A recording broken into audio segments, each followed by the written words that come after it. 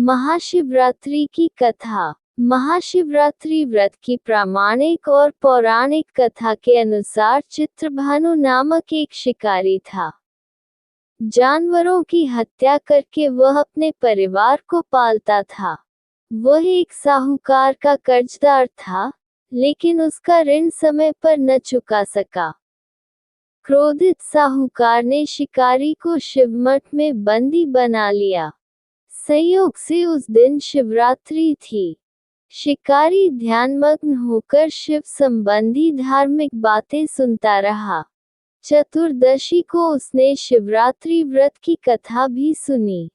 शाम होते ही साहूकार ने उसे अपने पास बुलाया और ऋण चुकाने के विषय में बात की। शिकारी अगले दिन सारा ऋण लौटा देने का वचन देकर बंधन से छूट गया। अपनी दिनचर्या की भांति वह जंगल में शिकार के लिए निकला, लेकिन दिन भर बंदी गृह में रहने के कारण भूख प्यास से व्याकुल था। शिकार खोजता हुआ वह बहुत दूर निकल गया। जब अंधकार हो गया तो उसने विचार किया कि रात जंगल में ही बितानी पड़ेगी। वह वन एक तालाब के किनारे एक बेल के पेड़ पर चढ़कर रात बीतने का इंतजार करने लगा। बिल्व वृक्ष के नीचे शिवलिंग था जो बिल्व पत्रों से ढका हुआ था। शिकारी को उसका पता न चला। पड़ाव बनाते समय उसने जो टहनियां तोड़ी, वे संयोग से शिवलिंग पर गिरती चली गई। इस प्रकार दिन भर भूखे प्यासे शिकारी का व्रत भी हो गया और शिवलिंग पर बिल्वपत्र भी चढ़ गए। एक पहर रात्रि बीत जाने पर एक गर्भिणी हिरनी तालाब पर पानी पीने पहुंची। शिकारी ने धनुष पर तीर चढ़ाकर ज्यों ही प्रत्यंचा खींची, हिरनी बोली, मैं गर्भिणी हूँ, शीघ्र ही प्रसव करूंगी। तुम एक साथ दो जीवों की हत्या करोगे, जो ठीक नहीं है। मैं बच्चे को जन्म देकर शीघ्र ही तुम्हारे समक्ष प्रस्तुत हो जाऊंगी, तब मार लेना। शिकारी ने प्रत्यंचा ढीली कर दी और हिरनी जंगली झाड़ियों में लुप्त हो गई। प्रत्यंचा चढ़ाने तथा ढीली करने के वक्त कुछ बिल्व पत्र अनायास ही टूटकर शिवलिंग पर गिर गए। इस प्रकार उससे अनजाने में ही प्रथम प्रहर का पूजन भी संपन्न हो गया। कुछ ही देर बाद एक और हिरनी उधर से निकली। शिकारी की प्रसन्नता का ठिकाना न रहा। समीप आने पर उसने धनुष पर बाण चढ़ाया। तब उसे देख हिरनी ने विनम्रतापूर्वक निवेदन किया, हे शिकारी, मैं थोड़ी देर पहले ऋतु से निवृत्त हुई हूँ। कामातुर विरहिणी हूँ। अपने प्रिय की खोज में भटक रही हूँ। मैं अपने पति से मिलकर शीघ्र ही तुम्हारे पास आ जाऊंगी। शिकारी ने उसे भी जाने दिया। 2 बार शिकार को खोकर उसका माथा ठनका। वह चिंता में पड़ गया। रात्रि का आखिरी पहर बीत रहा था।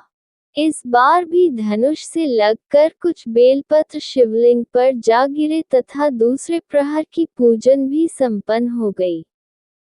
तभी एक अन्य हिरनी अपने बच्चों के साथ उधर से निकली। शिकारी के लिए ये स्वर्णिम अवसर था। उसने धनुष पर तीर चढ़ाने में देर नहीं लगाई।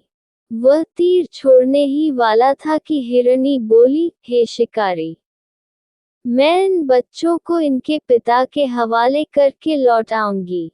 इस समय मुझे मत मारो। शिकारी हंसा और बोला, सामने आए शिकार को छोड़ दूं, मैं ऐसा मूर्ख नहीं। इससे पहले मैं 2 बार अपना शिकार खो चुका हूँ। मेरे बच्चे भूख प्यास से व्यग्र हो रहे होंगे। उत्तर में हिरनी ने फिर कहा, जैसे तुम्हें अपने बच्चों की ममता सता रही है, ठीक वैसे ही मुझे भी। हे शिकारी, मेरा विश्वास करो, मैं इन्हें इनके पिता के पास छोड़कर तुरंत लौटने की प्रतिज्ञा करती हूँ। हिरनी का दुख भरा स्वर सुनकर शिकारी को उस पर दया आ गई। उसने उस मृगी को भी जाने दिया। शिकार के अभाव में तथा भूख प्यास से व्याकुल शिकारी अनजाने में ही बेल वृक्ष पर बैठा बेलपत्र तोड़ तोड़कर नीचे फेंक जा रहा था। पौ फटने को हुई तो एक हष्ट-पुष्ट मृग उसी रास्ते पर आया। शिकारी ने सोच लिया कि इसका शिकार वह अवश्य करेगा। शिकारी की तनी प्रत्यंचा देखकर मृग विनीत स्वर में बोला, हे शिकारी, यदि तुमने मुझसे पूर्व आने वाली 3 मृगियों तथा छोटे छोटे बच्चों को मार डाला है, तो मुझे भी मारने में विलंब न करो, ताकि मुझे उनके वियोग में एक क्षण भी दुख न सहना पड़े। मैं उन हिरनियों का पति हूँ। यदि तुमने उन्हें जीवन दान दिया है तो मुझे भी कुछ क्षण का जीवन देने की कृपा करो। मैं उनसे मिलकर तुम्हारे समक्ष उपस्थित हो जाऊंगा। मृग की बात सुनते ही शिकारी के सामने पूरी रात का घटनाचक्र घूम गया। उसने सारी कथा मृग को सुना दी। तब मृग ने कहा, मेरी तीनों पत्नियां जिस प्रकार प्रतिज्ञाबद्ध होकर गई हैं, मेरी मृत्यु से अपने धर्म का पालन नहीं कर पाएंगी। अतः जैसे तुमने उन्हें विश्वास पात्र मानकर छोड़ा है, वैसे ही मुझे भी जाने दो। मैं उन सब के साथ तुम्हारे सामने शीघ्र ही उपस्थित होता हूँ। शिकारी ने उसे भी जाने दिया। इस प्रकार प्रातः हो आए उपवास, रात्रि जागरण तथा शिवलिंग पर बेलपत्र चढ़ जाने में ही पर शिवरात्रि की पूजा पूर्ण हो गई। पर अनजाने में ही की हुई पूजन का परिणाम उसे तत्काल मिला। शिकारी का हिंसक हृदय निर्मल हो गया। उसमें भगवत भक्ति का वास हो गया। थोड़ी ही देर बाद वह मृग सपरिवार शिकारी के समक्ष उपस्थित हो गया, ताकि वह उनका शिकार कर सके, किंतु जंगली पशुओं की ऐसी सत्यता, सात्विकता एवं सामूहिक प्रेम भावना देखकर शिकारी को बड़ी ग्लानि हुई। उसने मृग परिवार को जीवन दान दे दिया।